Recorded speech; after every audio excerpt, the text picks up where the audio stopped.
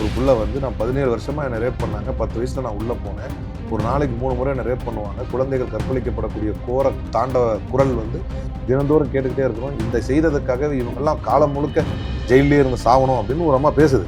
எப்படா டிஃபெண்ட் பண்ணுறீங்க மானங்கட்டத்தனமா? ட்ரம்ப் சந்தோஷப்படுவாருன்னு நாங்கள் ஆட சொன்னோம், மோடி ஆடினாருங்கிறாங்க.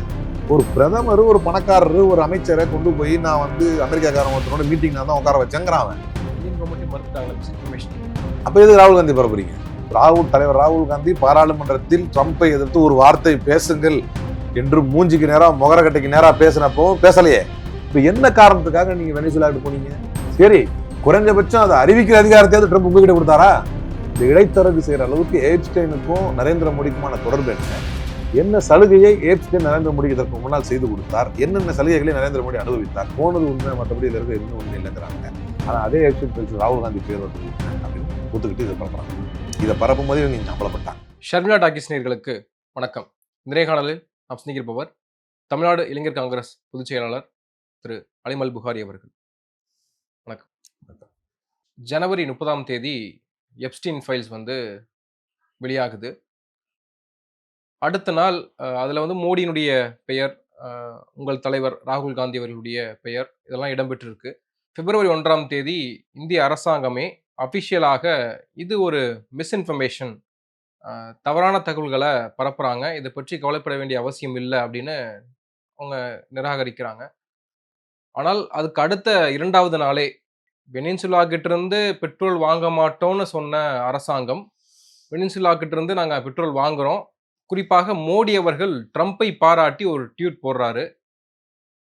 25% இருந்த டேரிஃபை 18% மாற்றினதுக்கு நன்றின்னு சொல்லி ஒரு ட்வீட். குறிப்பாக அந்த ட்வீட்லேயே பிரசிடென்ட் ட்ரம்பினுடைய முயற்சிகள் உலகளாவிய அமைதிக்கு வித்திடுதுன்னு நரேந்திர மோடி சொல்கிறாரு. இது நம்ம எப்படி பார்க்கிறது? ஒரு பக்கம் எப்ஸ்டீன் ஃபைல்ஸ் வெளியாகுது, அதில் மோடியினுடைய பெயர் இடம்பெறுது, அதில் ட்ரம்ப் உள்ளிட்ட நிறைய தலைவர்களினுடைய பெயர்களும் இடம்பெறுது. அடுத்தடுத்த நாட்கள்லேயே சில நகர்வுகளை அரசியல் ரீதியாகவும் பார்க்குறோம். நம்ம எப்படி இதை புரிஞ்சுக்கிறது? இது குறித்து உங்கள் தலைவர் ராகுல் காந்தியும் நாடாளுமன்ற வளாகத்திலேயே பேசியிருந்தார் எப்ஸ்டீன் ஃபைல்ஸை குறித்து. உங்களுடைய பார்வை என்ன இதில்? அதாவது நீங்க என்னன்னா ஒரு கனெக்டிவிட்டி ஒன்று கொடுத்தீங்க. இதை சொன்ன உடனே வெனிசுலாவில் ஆயில் வாங்குறதுக்கு ஒத்துக்கிட்டாருன்னு. இன்னைக்கு தெரியாது மோடிக்கு எப்ஸ்டைன் ஃபைல்ஸில் நம்ம பேர் இருக்குன்னு. அவருக்கு என்றைக்குமே தெரியும். அதனால தான் நீங்கள் சீரீஸ் ஆஃப் சரண்டர் டு ட்ரம்ப்பை நீங்கள் பார்க்கணும். மை ஃப்ரெண்ட் டொனால்ட் ட்ரம்ப், அப்போல்லாம் உங்களுக்கு ஒரு யோசனை இருந்திருக்கும். அவருக்கு 2 ஆப்ஷன் இருந்துச்சு இல்லையா? ட்ரம்ப்பை தான் ஆதரிக்கணும்னு இல்லையே. பிரசிடென்ஷியல் கேண்டிடேட் பிரச்சாரத்துக்கு இவர் போய் ட்ரம்ப்பை ஏன் ஆதரிச்சார்? அந்த ஆப்ஷன் வந்து ஒரு இந்திய பிரதமருடைய வரலாற்றில் இல்லாத ஒரு கேவலம் பிரதமர் மோடி செஞ்சது. இன்னொரு நாட்டினுடைய பிரதமருடைய தேர்தல் பிரச்சாரத்தை கலந்துக்கிட்டு அவருக்கு வாக்கு கேட்டது. நீங்கள் அங்கேருந்து பாருங்க. எதுக்கு ட்ரம்ப்புக்கு தேர்தல் பிரச்சாரம் செய்தார் மோடி? அதே மாதிரி இங்கேயும் நடந்தது இல்லையா? ட்ரம்ப்பும் வந்து மோடிக்காக பிரச்சாரம் பண்ணார்ல. சூப்பர் இல்லை, நீங்கள் தான் ஆன்சர் சொல்கிறீங்க. இப்போ எனக்கு எத்தனை பிரதமர்களுக்கு இந்த மாதிரி வந்து அவங்க பிரச்சாரம் பண்ணிட்டு போனாங்க? இவங்க 2 பேருக்குள்ள தொடர்பு என்ன? இவங்க 2 பேர் ஏன் இந்த அளவுக்கு பிணைஞ்சிருக்கிறாங்க? ஒரு பெண் பேசுகிறாங்க, 10 வயதில் கடத்தப்பட்டேன், வீடியோவே இருக்கு, உங்களுக்கு கூட தரேன் பாருங்க. 10 வயதில் கடத்தப்பட்டேன், 17 ஆண்டுகள் உள்ள இருந்தேன், எப்ஸ்டைன்ல இருந்து யாரெல்லாம் என்னை கற்பழிச்சாங்கன்னு ஒரு நாளைக்கு 3 முறை கற்பழிக்கப்பட்டேன், அந்த ஐலாண்டு முழுக்க அந்த கற்பழிக்கிற ஓலம் எனக்கு கேட்டுக்கிட்டே இருக்குங்கிறாங்க. அப்படிப்பட்ட எப்ஸ்டைன் வந்து தன்னுடைய ஃபைலில் ரொம்ப தெளிவாக சொல்கிறாரு, meetings between Steve Bannon, PM Modi 2019 2 பேருக்கும் மத்தியில் மீட்டிங் கொண்டு வரணும் அப்படின்னு. அதே மாதிரி ஹர்தீப் சிங் பூரி 2014 17 வந்து ஹர்தீப் சிங் பூரியுடைய மீட்டிங். அதே மாதிரி இஸ்ரேலுக்கு வந்த நரேந்திர மோடி ட்ரம்ப்பை சந்தோஷப்படுத்துறதுக்கு ஆடினாரு அப்படின்னு சொல்றாரு. அப்ப இதுல அது போனது உண்மைதான், ஆனா ஆடுனது உண்மை இல்லை அப்படின்னு சொல்ற அதே பாஜக லாஜிக்கா சொல்றாங்க. ராகுல் காந்தியை பத்தி மென்ஷன் வருது. நீங்க கேட்ட கேள்வியே முதல்ல தப்பு. மோடியை பற்றியும் வருது, ராகுல் காந்தியை பற்றியும் வருதுன்னா, ராகுல் காந்தி என்கின்ற ஒரு நபரை பற்றி அவர் பேசுவது இடம்பெற்றிருக்கிறது இல்லை. ஆனால் மோடிக்கும் இவருக்குமான என்ன தொடர்பு என்பது அங்க வெளிப்பட்டிருக்கு. ராகுல் காந்திக்கு இவருக்கு என்ன தொடர்பு எல்லாம் ஒன்றும் இல்லைங்க. சில சங்கி ஊடகங்கள்லாம் பேசிட்டு இருக்காங்களே, எல்லா தலைவர்களையும் பேசுறான். ஏன்னா அது ஒரு பெரிய ஃபைல். குறிப்பிட்ட வால்யூம் 1000 ஆஃப் வால்யூம்ஸ் தான் இப்போ வந்திருக்குது. அதுவும் யுஎஸ்ல எவ்வளோ பெரிய லீகல் வார் நடந்து இப்போதான் குறிப்பிட்ட சில குறிப்புகள் வந்திருக்குது. இதுலயே வந்து அமெரிக்காவில் நடந்த ஒரு மேட்டர் ரிவீல் ஆகும்போது நம்மால் சேர்ந்து ரிவீல் ஆகுறாரு. இதுல ஒரு பிரதானமான ஒரு விஷயம், இந்தியா பொறுத்த வரைக்கும் இந்தியாவில் ஏதாவது ஒரு அசம்பாவிதங்கள் நடந்தால், குறிப்பாக பாம்பிளஸ்ட் மாதிரி விஷயங்கள் நடக்கிற போது, அப்போ இதுக்கு பின்னாடி ஏதாவது ஒரு பேக்ரவுண்ட்ல வேற ஏதாவது நடந்துட்டு இருக்கா, அதை மறைப்பதற்காக இந்த மாதிரி நடத்துறாங்களா அப்படின்ற ஒரு பல கேள்விகள் மக்கள் மத்தியில் எழும். டைவர்ஷன் டாக்டிக்ஸ் மாதிரி இருக்குமோன்ற ஒரு அச்சம். அதே மாதிரி இந்த எப்ஸ்டீன் ஃபைல்ஸும் வெளியான போது அந்த அச்சம் வருது. ஒருவேளை இதற்கு பின்னாடி பெரிய ஏதாவது விஷயங்கள் மறைக்கப்பட்டிருக்கா, இல்ல வேற ஏதாவது பண்ணிட்டு இருக்காங்களா பேக்ரவுண்ட்ல அப்படின்ற ஒரு பார்வை இருக்கு. நீங்க எப்படி அது இல்லை, எல்லாத்தையுமே அப்படி எடுக்கக்கூடாதுங்கிறது இது ஒரு உதாரணம். ஏன்னா ஜனநாயகத்தில் எப்போதுமே ஒரு போராட்டத்துக்கு வந்து ஒரு நம்பிக்கை இருக்கு. இந்த விக்டிம்ஸ் ரொம்ப காலமாக பேசிக்கிட்டு இருக்கிறாங்க. இது சம்பந்தமாக அமெரிக்காவோட யுஎஸ் ஜுடிஷியல்ல வந்து வழக்கு போய்கிட்டு இருக்கு. ஆளுகின்ற அரசுக்கு எதிராக வந்த ஒரு தீர்ப்பில் கிடைத்த ரிலீஃப்ல தான் இது வெளியே வருது. இது டொனால்ட் ட்ரம்ப் வந்து ரொம்ப ஒரு அந்த அளவுக்கு ஒரு மான மரியாதை உள்ள ஆள்லாம் கிடையாதுன்னு வைங்களேன். இது அவனை எந்த அளவுக்கு பாதிக்கும்லாம் நமக்கு தெரியாது. Is a 10% corporate. Elon Musk ஒரு கார்பரேட், டொனால்ட் ட்ரம்ப் ஒரு எல்லார் பேரையும் அந்த புள்ள சொல்லுது. நான் சொல்லிட்டு இருந்தேன் அந்த வீடியோவில். ஸோ அந்த கான்ஸ்பிரசி தியரிலாம் எதையோ ஒன்று வந்து மடைமாற்றுவதற்கு, ஏதோ ஒன்று வந்து மறக்கடிக்கிறதுக்கு, இல்லை யாரையோ அவமானப்படுத்துறதுக்கு அதெல்லாம் கிடையாது. இது வந்து நீண்ட நாள் சட்ட போராட்டத்தின் வாயிலாக ஒரு குறிப்பிட்ட அளவு மட்டும்தான் வெளியிடப்பட்டிருக்கு. இன்னும் முழுமையாக இதில் என்னென்ன இருக்குங்கிறது இன்னும் நிறைய வர வேண்டியிருக்கு. மேபி ஆட்டத்தோடு நின்றுச்சா, இல்லை ஆட்டம் பாட்டம். இந்த ஃபைல்ஸே வந்து யூஎஸ் டிபார்ட்மெண்ட் ஆஃப் ஜுடிஷியரியில தான் வந்தது. அதனால அது நீதி போராட்டத்தின் மூலமாக வந்ததான் சொல்றேன். வெறும் ஆட்டத்தோட இஸ்ரேலில் போய் ஆட்டத்தோட முடிஞ்சிச்சா, இல்லை ஆட்டம் பாட்டம் கொத்தாட்டம் கும்மாட்டம் எல்லாமே இருந்துச்சா அப்படிங்கிறதெல்லாம் வந்து மீதி பாதி வந்தால் மேபி ஆதாரங்களோட வீடியோக்களோட வெளிவர வாய்ப்பு இருக்குது. ட்ரம்ப் நிற்கிறது, இந்த சின்ன பசங்க அங்கே குழந்தை சிறுமிகள் போகிறது வர்றது எல்லாமே இன்னைக்கு வந்து வீடியோ வெளியிட்டிருக்கு. 17 ஆண்டுகளாக நான் வந்து தொடர்ந்து கற்பழிக்கப்பட்டேன், ஒரு நாளைக்கு 3 முறை கற்பழிக்கப்பட்டேன் அப்படின்னு ஒரு 27-30 வயசு இருக்கிற ஒரு பெண்மணி வந்து பேட்டி கொடுக்கறதெல்லாம் இன்னைக்கு வெளியே வருது. மக்கள் அதை பார்க்குறாங்க அப்படின்னு சொன்னால் இது மிகப்பெரிய ஒரு தொடர் சதி, ஒரு மிகப்பெரிய இது. அப்போ ராகுல் காந்தி பேரும் இருக்குது. இப்போ அந்த ஒரு கம்பேரிசனுக்கு வருவோம். நீங்கள் கேட்ட அந்த கம்பேரிசனுக்கு இவனுங்க சொல்கிறானுங்க அதில் இடம்பெற்றிருக்கிறது எல்லாமே போய் நரேந்திர மோடி போனது மட்டும்தான் உண்மைன்னு. அப்போ அவனுக்கு அங்கேயே நிற்கணும் லாஜிக்காக பார்த்தா. திடீர்னு என்ன பண்ணுறானுங்க, அதில் ராகுல் காந்தி பேரும் இருக்குது. என்னன்னு இருக்குது, ஒரு புவர் பிஆர் மேனேஜ்மெண்ட் டீம் வச்சிருக்காரு, அவரை சரியாக பண்ண முடியல. பார்த்தீங்களா, இப்போவும் அவரை பப்புன்னு தான் சொல்கிறாங்க. அப்போ இது சரி, இது தப்பா? ராகுல் காந்தியை பற்றி அவன் கொடுக்குற மெயிலில் இருக்கிறத எடுத்து ராகுல் காந்திக்கு எதிராக பேசுவதற்கு, ஏன் ராகுல் காந்தி பேர்த்த கூட இருக்கு எப்ஸ்டைன் ஃபைல்ஸில். அப்போ அவன் என்ன நினைக்கிறான் அப்படி அதை வாங்குறது. எப்ஸ்டைன் ஃபைல்ஸில் ராகுல் காந்தி பேர் இருக்குது, என்னென்னு இருக்குது, என்ன சொல்கிறான், இன்னொரு இடத்துல ராகுல் காந்தி வருது, அது வேற ராகுல் காந்தி. அதுவும் ரெலவெண்டான மேட்டர்லாம் கிடையாது, சீரியஸ் அலிகேஷன்லாம் இல்லை, வேற மேட்டர் சொல்லுது. இது ஒரு ராகுல் காந்தி என்ன சொல்றான், அவன் அவருடைய பிஆர் டீம் இதா இருக்குது, அவரால் வந்து இப்போ பண்ண மீடியா மேனேஜ்மெண்ட் சரியில்லை அப்படிங்கிற மாதிரி சொல்றாரு. இது இருக்கா? ஆமாமா இருக்கு. இது உண்மையா? ஆமா உண்மை தானே. ராகுல் காந்தி பேர் அவங்களுக்கு கூட தெரிஞ்சிருக்கு. அப்ப மோடியை பத்தி சொன்னது, மோடியை டிஃபெண்ட் பண்ண வந்தவன் தமிழ்நாட்டிலேயே உட்காந்து. நீங்க சொல்ற கொடூர செயல்களுக்கும் பிரதமர் மோடி பெத்தன்மன் நெத்தன்யாஹுனுடைய சந்திப்புகளுக்கெல்லாம் என்ன காரணம் இருக்கு? நான் கேட்கறது நல்லா புரிஞ்சுக்கங்க. மறுக்கிறீங்கன்னா ரெண்டையும் மறுக்கணும். நீங்க அதை ஏற்கிறீங்கன்னா இதை ஏற்கிறீங்கன்னு தான் அர்த்தம். அந்த இடத்துல லாஜிக்கா ஒழுகுறீங்களா நீங்க கீழே. ராகுல் காந்தியை வந்து இதுல உள்ள இழுக்கணும். ராகுல் காந்தி பேர் இருக்குதுன்னு உட்காந்து பேசுறான். ஒரு 4 பேர் உட்காந்துக்கிட்டு தமிழ்ல பேசிட்டு இருக்கிறான். இது ராகுல் காந்தி பேர் இருக்குது, இல்ல ராகுல் காந்தி பேர் இருக்கு. சரி, நாங்க ஏத்துக்கிறோம். அவன் பார்வை அது. சோசியல் மீடியா பலகமா இல்லை, அது ஒரு பெரிய பாரதூரமான ஒரு தலைமைத்துவத்திற்கே பங்கம் விளைவிக்கக்கூடிய மனித குலத்துக்கே எதிரான மனிதன் இவன் அப்படிங்கிற மாதிரியான குற்றச்சாட்டு அது. அவன் பார்வையில இப்படி பாக்குறான். நம்ம ஏற்கிறோம் ஏற்கல, அது அவனுடைய கருத்துனா ஏற்க முடியுமா? ஏற்றுக்கிட்டோம். அது உண்மையில அந்த ராகுல் காந்தி தான் குறிக்குதா? ஆமா குறிக்குது. இப்ப நீ சொல்லிது நரேந்திர மோடியா இல்லையா? அப்ப உனக்கு வரும்போது அவர் போனது உண்மை, ஆனா அவர் சொல்லியிருக்கிறது எல்லாம் உள்ள நரேந்திர மோடி ஆடல.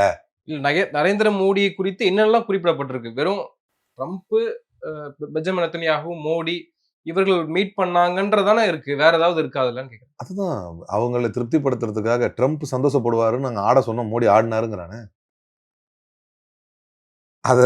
அதை வந்து அது என்ன ஆட்டம்னு நம்ம வந்து பர்சனலாக இங்கேயே பார்த்துருக்குறோமே. அவர் தேர்தல் பிரச்சாரத்தில் இவர் போய் ஆடினது, இவர் தேர்தல் பிரச்சாரத்தில் அவர் வந்து ஆடினது, நான் தான் இந்தியா பாகிஸ்தானை சொல்லி போரை நிறுத்தினேன்னு சொல்லி நம்மளை ஆட்டி வச்சது, நான் என்னுடைய நட்பு தான், நண்பர் தான் அப்படின்னு இவர் சொன்னது. தலைவர் ராகுல் காந்தி பாராளுமன்றத்தில் ட்ரம்ப்பை எதிர்த்து ஒரு வார்த்தை பேசுங்கள் என்று மூஞ்சிக்கு நேரா முகரக்கட்டைக்கு நேரா பேசினப்பவும் பேசலையே. அதுக்கப்புறம் தான் இப்ப இடையில நீங்க சொன்ன மேட்ரு, வெனிசுலாவிடம் இருந்து இந்தியா ஆயில் வாங்கும்னு அவன் அறிவிக்கிறான். என்னடா இது, பேசாம பார்லிமெண்ட்ல கூட்டு வந்து இவனை நிறுத்திடலாம் போல இருக்குது.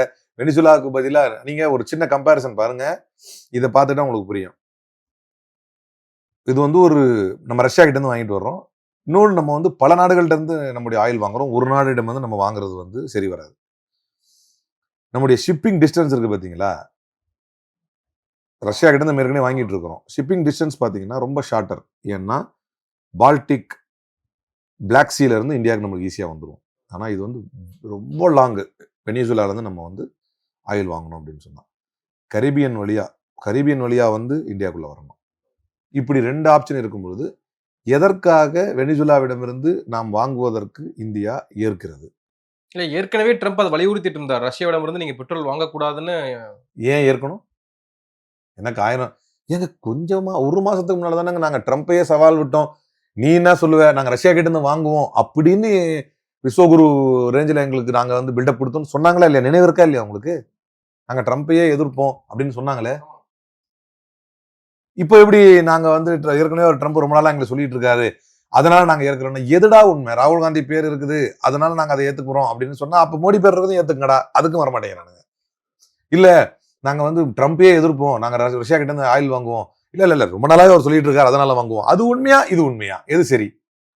இப்ப நான் வந்து ஒரு இந்திய பிரஜையா, ஒரு தேசப்பற்றாளனா, இந்த தேசத்துக்கு சுதந்திரம் பெற்றுக் கொடுத்த கட்சியின் பிரதிநிதியா நான் என்ன கேட்கறேன்னா, ஒரு ரூட்னு எடுத்துக்கிட்டீங்கன்னா, ஷிப்பிங் டிஸ்டன்ஸ்னு எடுத்துக்கிட்டீங்க அப்படின்னா, டிஸ்கவுண்ட் டு இந்தியா நீங்க பாத்துக்கிட்டீங்கன்னா ஆல்ரெடி வந்து $8 இருந்து $15 சீப்பர் பேரல் நம்மளுது. $8 to $15 சீப்பர் ரஷ்யால இருந்து வாங்கினது நம்ம. இப்ப நம்மளுக்கு அது அதிகம். நீங்க என்னதான் டேரிஃபை குறைச்சாலும் ஸ்டில் அது அதிகம் நமக்கு. அதே மாதிரி ஃப்ரைட் காஸ்ட் இருக்குல்ல, இப்ப நீங்க ஷிப்பிங் டிஸ்டன்ஸ் அதிகமானாலே ஃப்ரைட் காஸ்ட் இதுல மீடியம், ரஷ்யால நம்மளுக்கு வர்றது இதுல ஹை. ஏன்னா ஆட்டோமேட்டிக்கா ஷிப்பிங் டிஸ்டன்ஸ் அதிகமா இருக்கிறதுனால. அதே மாதிரி இன்சூரன்ஸ் பாத்தீங்கன்னா ஸ்பெஷல் ஷேடோ ஃபிளீட் இருக்குது, அட்ஜஸ்ட் பண்ணலாம். இதுல வந்து ஹை ரிஸ்க் பிரீமியம் நம்ம வெனிசுலால இருந்து வாங்குறது. அதே மாதிரி ருப்பி திர்ஹம் ஒர்க் அரௌண்ட் பண்ண முடியும் நீங்க ரஷ்யால இருந்தீங்கன்னா. இது currency wise rupee or dirham work around பண்ண முடியும். இங்க டாலரை டிபெண்ட் பண்ணி தான் நீங்க இருக்க முடியும். ஏன்னா வெனிசுலால இருந்து அவன் வெனிசுலாவை அபகரிச்சுட்டு அங்கிருந்து நீங்க ஆயில் வாங்கணும்னு நம்மள சொல்றான். அதே மாதிரி வெஸ்டர்ன் கிரிட்டிசிசம் இருந்துச்சு, ஐடியல் ஃபார் இந்தியன் ரெஃபைனரிஸ். ஏன்னா நம்ம ஏற்கனவே ரிஃபைனிங் சூட்டபிலிட்டி இருக்கு பாத்தீங்களா, நீங்க அந்த ஆயில் எடுக்கிறீங்க, ரஷ்யால இருந்து எடுக்கிற ஆயில ரீஃபைன் பண்ற சாதகங்கள் இருக்கு பாத்தீங்களா, அது ரஷ்யால இருந்து எடுக்கிற ஆயில் நம்ம ஆல்ரெடி இந்தியன் ரிஃபைனரிஸ்ல பண்ணிட்டு இருக்கிறதுனால நம்மளுக்கு அது ஐடியல். இப்ப ஹெவி க்ரூடு ஹார்டர் ப்ராசஸிங் வரும் நம்ம வெனிசுலால இருந்து எடுத்தா. ஏன்னா புதுசு, ஏற்கனவே நம்ம ரஷ்யால இருந்து எடுத்துட்டு இருக்கிறப்ப நம்மளுக்கு ஐடியலா இருந்துச்சு. இப்படி எல்லாவற்றையும் கஷ்டப்பட்டு மனமுரண்டாக நமக்கு சிரமமானாலும் நம்மளுக்கு செலவானாலும் தேசத்துக்கு நஷ்டமானாலும் வெனிசுலா ஆயில வாங்குறேன்ற சொல்றதுக்கு ஒரு நல்ல காரணத்தை சொல்லுங்க பார்ப்போம். எதுக்கு மாலை போட்டு கொண்டாடிக்கிறீங்க? எனக்கு புரியலையே. 2 மாதங்களுக்கு முன்பாக Putin, Narendra Modi, Xi Jinping 3 பேரும் இருக்கக்கூடிய புகைப்படத்தை பலருமே பாஜகவினர் பகிர்ந்தாங்க.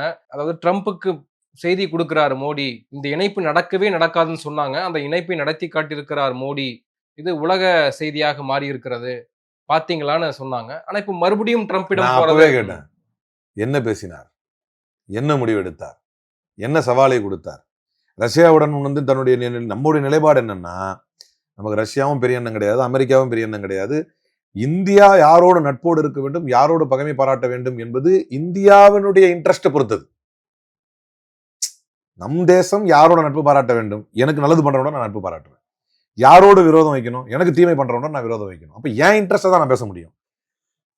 ஒரு தனித்துவமிக்க தேசமாக, இந்தியாவின் மிகப்பெரிய ஜனநாயக நாடு என்கின்ற பெருமைமிக்க தேசமாக, இந்தியாவுக்கு எது நல்லதோ நான் அவனோட நல்லா இருப்பேன், இந்தியாவுக்கு எது கெடுதியோ நான் அவனோட விரோதமா இருப்பேன் என்றுதான் நம்ம முடிவு எடுத்திருக்கணும். இல்ல ட்ரம்ப்புக்கே ஒரு செய்தி சொன்னார்னா என்ன செய்தி சொன்னார் அப்படின்னு நான் அப்பவே கேட்டேன். என்ன செய்தி சொன்னார்? நீ சொல்ற மாதிரிலாம் கிடையாது, நாங்க இப்படி ஒரு டயலாக் விட்டாங்க, நாங்க இங்க தான் ஆயில் எடுப்போம். இப்ப வெனிசுலா கூட எதுக்கு வாங்குறாரு? ஃப்ரைட் காஸ்ட் அதிகமா இருக்கு, டிஸ்டன்ஸ் அதிகமா இருக்கு, ரெஃபைனரிஸ் நம்மளுக்கு ஐடியலா இல்ல, டாக்ஸஸ் அதிகமா இருக்குது, எல்லாமே நம்மளுக்கு தூரமா இருக்குது, கரன்சி ஒர்க் அவுட் வந்து டாலர் டிபெண்டா போக வேண்டியிருக்கும். அங்கன்னா நம்ம இந்தியா திரம்ஸ் வந்து ஒர்க் அவுட் பண்ணிக்கலாம் ரஷ்யாவுடைய ஆயிலா இருந்தா. இப்ப என்ன காரணத்துக்காக நீங்க வெனிசுலாவுக்கு போனீங்க?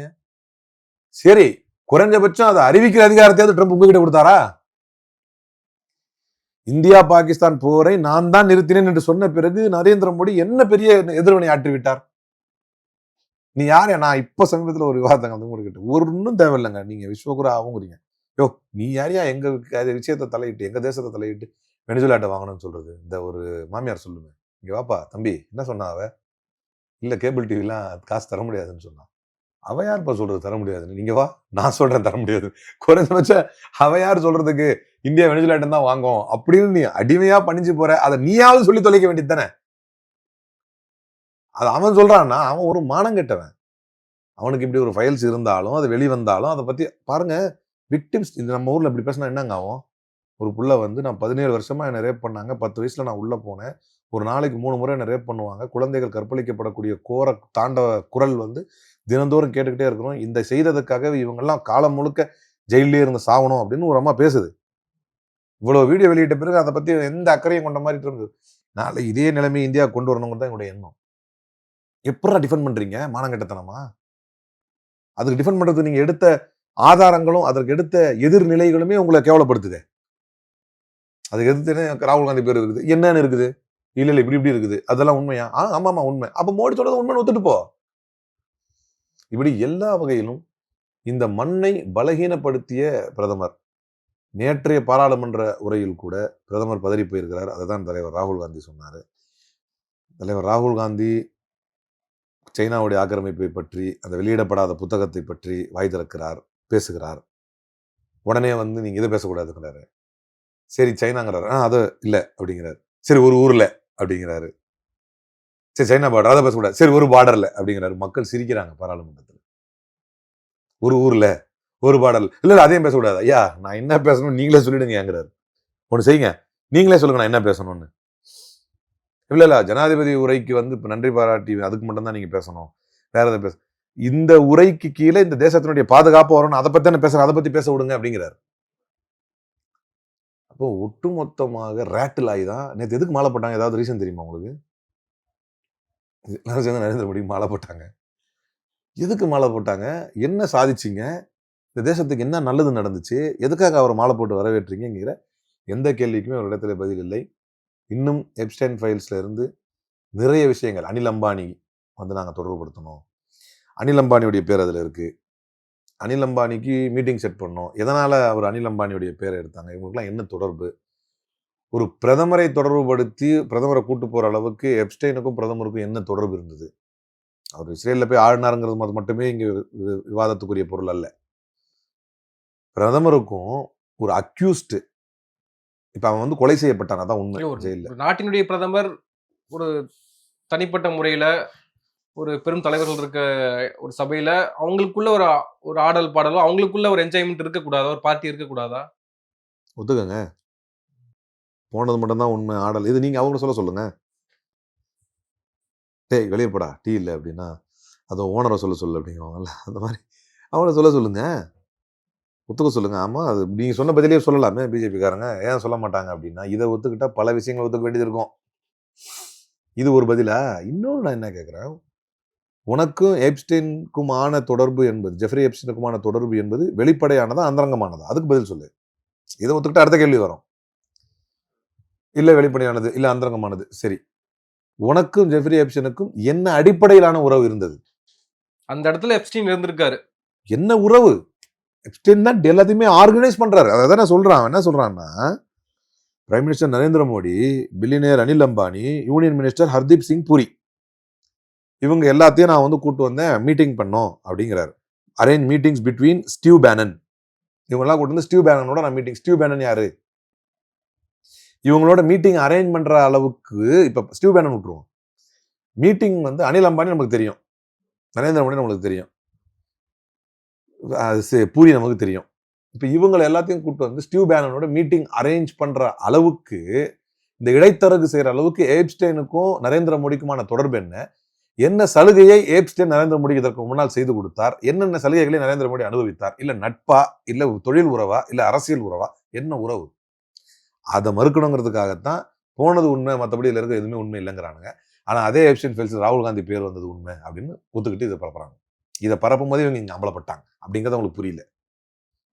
ஒரு டீப் ஃபேக் ஃபோட்டோ ஒன்று போட்டு ராகுல் காந்தி தோல்ல கை போட்டுட்டு இருக்கிற மாதிரி கண்ணை மறைச்சு அது ஒரு ஃபோட்டோ போடுறானுங்க. இவனுங்க அந்த பழைய டாக்டிக்ஸ் இருக்கு பாருங்க. ஒரு 2 வருஷத்துக்கு 3 வருஷத்துக்கு முன்னாலெல்லாம் இவனுங்க தான் ஃபர்ஸ்ட் பொய்ய போடுவானுங்க, போட்டு அதையே பரப்பி பேசு பொருளாக்குவானுங்க. இன்னைக்கு அதெல்லாம் முடிஞ்சிருச்சு. இன்னைக்கு ட்ரெண்ட் செட்டரா, கோல் போஸ்ட் வைக்கிறவரா, எல்லாமுமா வந்து தலைவர் ராகுல் காந்தி எப்போ மாறி போயிட்டார். அவர் சொல்றதுதான் இன்னைக்கு இனிமே வந்து தேசத்துல செய்தி. ஒரு எதிர்க்கட்சி தலைவர் என்ன மக்கள் மன்றத்தில் பேசு பொருள் ஆக வேண்டும், எது விவாதிக்கப்பட வேண்டும், எந்த ஆக்கப்பூர்வமான விஷயத்தை பேசணும்னு அவர் முடிவு பண்றதுதான் இன்னைக்கு செய்தி. எனவே அதையும் தாண்டி இன்னைக்கு உலகம் முடிவு பண்ணியிருக்கு, உலகத்தின் நீதி முடிவு பண்ணியிருக்கு எப்ஸ்டைன் ஃபைல்ஸ்ல நரேந்திர மோடியுடைய தொடர்பு என்னன்னு. இன்னும் பல விஷயங்கள் வர வேண்டியிருக்குது, பல அதிர்ச்சிகள், பல அபாயங்களை இந்த தேசம் பார்க்க வேண்டியிருக்குது. நமக்கு ரொம்ப நாள் யோசிச்சு கிடைக்காத ஒரு விட வந்து இன்னைக்கு கிடைச்சிருக்கு. ஒருத்தர் நான் தான் போற நிறுத்தினேங்கிறான், நான் தான் ட்ரேடு காரணம் சொல்லி இந்தியாவை மிரட்டினேங்கிறான், இவரு போய் இங்க பிரச்சாரம் பண்றாரு, அவன் வந்து இங்க பிரச்சாரம் பண்றான், வெனிசுலாட்டு இருந்து இந்தியா இனிமே ஆயில் வாங்கன்னு அவன் பாட்டுக்கு தற்கொலைத்தனமா அறிவிக்கிறான். இது எதையுமே ஒரு எதிர்த்து கேள்வி கேட்க மாட்டேங்கிறாரு. ஏன் அப்படிங்கிற கேள்விக்கான பதிலாவது குறைந்தபட்சம் கிடைத்ததை நினைத்து சந்தோஷப்படுறோம். இல்ல இதற்கு எல்லாத்துக்கும் பின்னாடி ஜெஃப்ரி எப்ஸ்டைன் தான் இருந்திருக்காரு நம்ம எடுத்துக்க முடியுமா? நிறைய இந்த கேள்விகளுக்கெல்லாம் நமக்கு வாஸ்தவமான கேள்வி, நிறைய சந்தேகம் வந்துச்சா இப்பதான் ஒண்ணு வெளியே வந்திருக்குன்னு சொல்றேன். இன்னும் என்னென்னலாம் இவங்களுக்கு கள்ள தொடர்புகள் இருந்துச்சு. ஒரு பக்கம் பச்சை பிள்ளைங்க, மைனர் குழந்தைங்களை வந்து இது மாதிரி கற்பழிச்சது, கொன்னதுங்கிறானுங்க, கற்பழிச்சதுங்கிறானுங்க. ஜெஃப்ரி எப்ஸ்டைன் வந்து அந்த மாதிரியான ஒரு கொடூர செய்யக்கூடிய ஒரு நபர் தானே எல்லாருக்குமே தெரிஞ்சிருக்குமா? மறைமுகமா கூட அவர் செஞ்சிருக்கலாம் இல்லையா? ஒத்துக்கங்க, திரும்ப தான் சொல்லுவேன், ஒத்துக்கங்க. ஒண்ணு. ரெண்டாவது, எனக்கும் அவருக்கும் இன்ன தொடர்பு தான் இருந்துச்சு, வெளிப்படுத்துங்க. எனக்கு அதெல்லாம் தெரியாது. இப்ப ராகுல் காந்தியே சொல்றாரு, நான் ராகுல் காந்தியை சந்தித்தேன்னு சொன்னா தப்பில்லை அப்படின்னு சொல்லலாம். ஒரு வாதத்துக்கு சொல்றேன், சந்திச்சோம், தப்பில்லைதான், ஒத்துக்கங்க. என்ன மாதிரியான தொடர்பு? என்னை ஒரு முறை அவர் இந்த இடத்துல சந்தித்தார், இதை வேண்டும் என்று கேட்டார், இதை தா என்று கேட்டார், கொடுத்தேன், வந்துட்டேன், சொல்லுங்க. தெளிவுபடுத்த வேண்டிய இடத்துல ஒரு பிரதமர் இருக்காரு. ஒரு பிரதமர் ஒரு பணக்காரரு ஒரு அமைச்சரை கொண்டு போய் நான் வந்து அமெரிக்காக்காரன் ஒருத்தனோட மீட்டிங் நான் தான் உட்கார வச்சேங்கிறான். மறுத்து பேசுங்க, மறுதலிங்க, இல்லைன்னு சொல்லுங்க, அதுக்கு ஆதாரத்தை கொண்டு வாங்க. இந்தியன் கவர்மெண்ட் மறுத்துட்டாங்களா, மிஸ்இன்ஃபர்மேஷன். அப்ப எது ராகுல் காந்தி பரப்புறீங்க? அது நம்ம அங்கதானே வர்றேன். அப்ப இன்னைக்கு இது வெளியே வந்திருப்பது. ரெண்டாவது, இப்போ மறுத்துட்டாங்க, இந்தியன் கவர்மெண்ட் மறுத்துட்டாங்க. இப்போ நம்ம போவோம், இது கூட ஹிஸ்டரி, அதை விட்டுருவோம். ராகுல் காந்தி கொண்டு வந்து கொடுக்கணும் ஒரு வேலிடான ஒரு பாயிண்ட் சொல்றேன். இன்னைக்கு அமெரிக்க அரசியலில், உலகளாவிய அரசியலில், குறிப்பாக அமெரிக்க அரசியலில் பெரும் புயலை இது கிளப்பி இருக்குது. ஜெஃப்ரி எப்ஸ்டைன் சம்பந்தப்பட்ட எதுவுமே பொய் இல்லை அப்படிங்கிறது உறுதிப்படுத்தப்பட்டிருக்கு. அதில் பாதிக்கப்பட்ட பெண்கள் வந்து இப்ப பேட்டி கொடுத்துட்டு இருக்காங்க. ஜெஃப்ரி எப்ஸ்டைன் தற்கொலை செய்து செத்தான், இல்ல அது தற்கொலை இல்ல, அது கொலைதான். ஏன்னா அவன் வந்து தண்டனை கொடுத்திருந்தாங்க. ஆரம்பத்தில் ஃபர்ஸ்ட் அவன் ஜெயிலுக்கு போனான், அதுக்கப்புறம் திரும்ப வந்து பெரிய மல்டி மில்லியனர் ஆனான், அதுக்கப்புறம் திரும்ப வழக்காக இருந்து தான் உள்ள போனான். உள்ள போகும்போது அவன் தற்கொலை செஞ்சான், தற்கொலை இல்ல, கொலைதான். இந்த விஷயத்தை மூடி மறைப்பதற்காக இவ்வளவு முயற்சி எடுக்கப்பட்டிருக்குங்கிறதுக்காகத்தான் யுஎஸ் டிபார்ட்மெண்ட், ஜுடிஷியல் டிபார்ட்மெண்ட் இவ்வளவு பெரிய வழக்கு நடந்து அதுல ஒரு பாதி வெளியே வந்திருக்குது. இதற்கு பின்னாடி இவ்வளவு பெரிய வரலாறு இருக்குது. ஒரு போற போக்குல அது சும்மா போய் அப்படின்னு தட்டிட்டு போக முடியாது உங்களால. இவ்வளோ பெரிய நம்ம நாட்டுல வந்தாலாவது ஏதோ நீங்க சொன்ன மாதிரி கான்ஸ்பிரசி, டைவர்ஷனல் டாக்டிக்ஸ் ஏதாவது சொல்லிடலாம். நம்ம நாட்டுக்கு சம்பந்தம் இல்லாத வேறு ஒரு அரசியலில் தொடர்புபடுத்தப்பட்டு ஒரு பெயர் வந்திருக்கும் பொழுது இந்நாட்டு நம் நாட்டு மக்களுக்கு அதை வந்து ஐயப்பாடின்றி அதை வந்து தீர்வு கண்டு அதற்கான முழு விளக்கத்தை தர வேண்டிய முழு பொறுப்பு நரேந்திர மோடிக்கு இருக்கு. செய்வாரா? உங்களை நாங்க குற்றச்சாட்டுல தெளிவுபடுத்துங்கன்னு சொல்றோம். அதான் தெளிவுபடுத்துறேன். இல்ல, இவ்வளவு பெரிய சம்பவம் நடந்து வால்யூமா எடுத்து வச்சிருக்கிறான். பாதிக்கப்பட்ட பெண்கள் சொல்றாங்க, 10 வயசுல எப்படி உள்ள போனேன், 17 வருஷம் என்னை எப்படி கற்பழிச்சாங்க, மரண ஓலம் எப்படி கேட்டுக்கிட்டே இருந்துச்சு, அந்த ஐலாண்ட்ல கொண்டு போய் எங்களை எப்படி வச்சாங்க, அதுல ட்ரம்ப் எப்படி வந்தாரு, வீடியோ இருக்குது, கூட்டாளியுடைய வீடியோ இருக்குது, எப்ஸ்டைனுடைய இது இருக்குது, வீடியோ இருக்குது, 2 பேரும் கை குலுக்கிட்டு ஒன்னா போற வீடியோ இருக்குது, எலான் மஸ்க் அதுல எப்படி வந்தாரு, ஹாக்கின் இவரு எப்படி வந்தாரு, இந்தியாவுடைய மிக முக்கியமான தொழிலதிபர்கள் எப்படி வந்தாங்க, எல்லாத்தையுமே அவன் ஒரு செயின் ஆஃப் ஆக்ஷன் சொல்லிட்டு வர்றான். ஒரே வார்த்தையில அவர் இஸ்ரேல் போனது உண்மை, ஆனா டான்ஸ் ஆனது உண்மை இல்லை அப்படிங்கிறது எப்படி ஏத்துக்க முடியும்? இதுலயே இன்னொன்று ஒரு பக்கம் வந்து ஜெஃப்ரி எப்ஸ்டைனுக்கும் ட்ரம்ப் அவர்களுக்கும் அந்த புகைப்படங்கள்லாம் பார்க்க முடிஞ்சிச்சு. அது ஃபேக் நம்ம சொல்ல முடியாது. சில புகைப்படங்கள்லாம் வந்து பழைய புகைப்படங்கள்லாம் இருக்குது, புகைப்படம், வீடியோ எல்லாமே இருக்கு, ஆதாரங்களா இருக்கிறப்போ இந்த மாதிரியான ஒரு சம்பவம் அமெரிக்கால பூதாகரமாக வெடித்திருக்கிறதுன்னு தெரிஞ்ச பிறகு நரேந்திர மோடி பாராட்டுறாரு, ட்ரம்பினுடைய நடவடிக்கைகள் உலக அமைதிக்கு வித்திடுதுன்னு அவர் ஒன்று சொல்றாரு. அப்படின்னா ரொம்ப கனெக்டிவா தானே இருக்கு. சதாம் ஹுசேன் இருக்காருல்ல, அவரை பதுங்குழியில பிடிச்சாங்க, தாடிகடிலாம் வளர்ந்து கன் பாயிண்ட்ல தான் பிடிக்கிறாங்க. யாரு அப்படின்னு கேட்குறாங்க. சுதந்திர ஈராக்கின் அதிபர்னு. இதுதான் உங்களுக்கு பதில். இவங்க முழுசா அடிபட்டு எல்லாம் ஒண்ணுமே இல்லாம போனா கூட இவங்க மனசுல ஒரு எண்ணம் ஓடிக்கிட்டே இருக்கும், தான் கரெக்டா இருக்கிறோம். அதாவது சர்வாதிகாரிகள் எப்படி தங்களை நினைச்சுக்குவாங்க, அதை முதல்ல நீங்க புரிஞ்சுக்கங்க. நல்லாட்சி செய்தவர்களிடத்துல அவங்க குறைகள் குற்றங்கள் சுட்டி காட்டப்பட்ட போதோ அதை அவங்க கவனத்துக்கு வரும்போதோ திருத்த முயற்சிப்பாங்க, அல்லது அதை அக்செப்டாவது பண்ணிக்குவாங்க, இது நடந்து போச்சு அப்படின்னு. உதாரணத்துக்கு எங்கள் தலைவர் ராகுல் காந்தி எடுத்துக்கிட்டீங்கன்னா, நாங்கள் ஓபிசி விஷயத்துல நான் மன்னிப்பு கேட்குறேன் அப்படிங்கிறாரு. மும்மொழி கொள்கையில இல்லை எந்த மாநிலம் என்னென்ன மொழி கொள்கையில் இருக்குதோ அதை ஏற்போம். வரலாற்றுல வந்து பாடம் படிக்கிறவனுக்கு பேர் தான் தலைவர். நரேந்திர மோடி இருக்காரு, அவரிடத்துல போய் யாராவது நீங்க இதுதான் நீங்க வந்து இவர் எடுத்துக்கணும், முசோலினி எடுத்துக்கணும். அவர் முன்னால நெகட்டிவா எதுவும் பேச முடியாது, பேசினாலே தண்டனை கொடுத்துருவாரு, ஏன்னா அவர் சர்வாதிகாரி. நான் நெகட்டிவ்ங்கிறது என்னன்னா அவர் ஆட்சியில் நடக்கிற உண்மைகள், அவர் ஆட்சியில் நடக்கும் உண்மைகள், அவரை பற்றிய நெகட்டிவ் நியூஸ், அது உண்மையான நியூஸ். இப்படி இருக்குது நம்மளை பத்தி பண்றாங்கன்னா பயப்படுவாங்க எல்லாருமே. இப்ப நரேந்திர மோடி எந்த நிலைக்கு வந்திருக்காருன்னா, இந்த 12 வருஷ ஆட்சி காலத்துல அவர் உண்மையிலேயே நம்புகிறார் நாம் சிறப்பான ஆட்சி செய்து கொண்டிருக்கிறோம் அப்படின்னு. மனசார யாராவது போய் நெகட்டிவா சொன்னா கூட அவங்க மனசுல என்ன தோணும்னா, நாம் தான் இனி எந்த காலத்திலும் ஆட்சியில் இருக்க போகிறோம், ஆப்கே பார் 400 பார்லாம் அந்த கணக்கு தான்.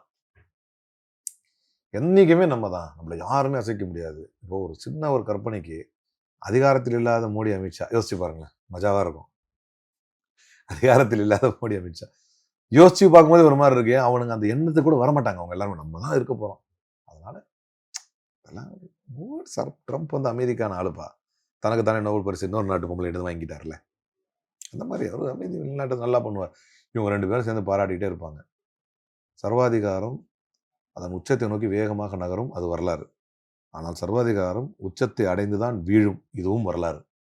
அது எப்படி உச்சத்தை அடைகிறது, வீழ்றதுக்கு தான் அப்படின்னா அந்த சர்வாதிகாரத்துக்கு தெரியாது நம்ம வீழ போறோம், அதற்குத்தான் உச்சத்தை அடைந்து கொண்டு இருக்கிறோம் அப்படின்னு. அப்படிப்பட்ட ஒரு பங்கு தான் இது. நன்றி, நிறைய விஷயங்களை பகிர்ந்துருக்கீங்க, நேரத்துக்கு மிக்க நன்றி.